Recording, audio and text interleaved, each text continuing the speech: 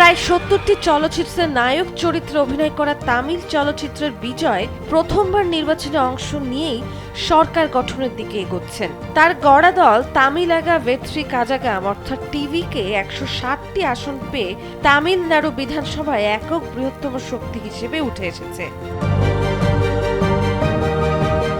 এদিকে থালাপতির সরকার গঠনের জন্য প্রয়োজন ১১৮টি আসন, অর্থাৎ এখনও ১১টি আসন কম।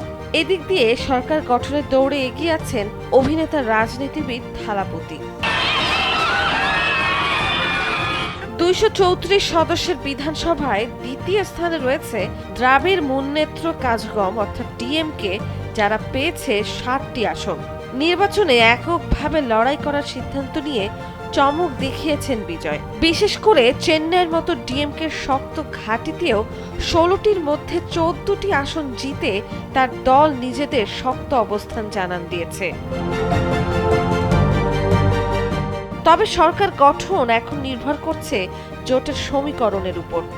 কংগ্রেস, সিপিআই, সিপিআইএম এবং বিদ্যুৎ হালাই চিরু থাইগাল কাচ্চির মতো দলগুলোর সমর্থন পেলেই সহজেই সংখ্যাগরিষ্ঠতা পেতে পারে টিভিকে।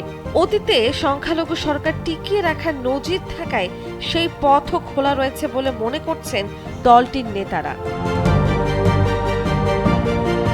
অন্যদিকে বিজেপি ঘনিষ্ঠ এআইএডিএমকে সঙ্গে জোটের সম্ভাবনা প্রায় নেই বললেই চলে, তবে সংখ্যা কিছুটা রয়েই যায়। রাজনৈতিক দর কষাকষি ও কৌশলী নির্ধারণ করবে শেষ পর্যন্ত ক্ষমতার চাবিকাঠি কার হাতে যাবে। এখন দেখার বিষয় থালাপতি বিজয় তার প্রথম রাজনৈতিক পরীক্ষায় শেষ হাসি হাসতে পারেন কিনা।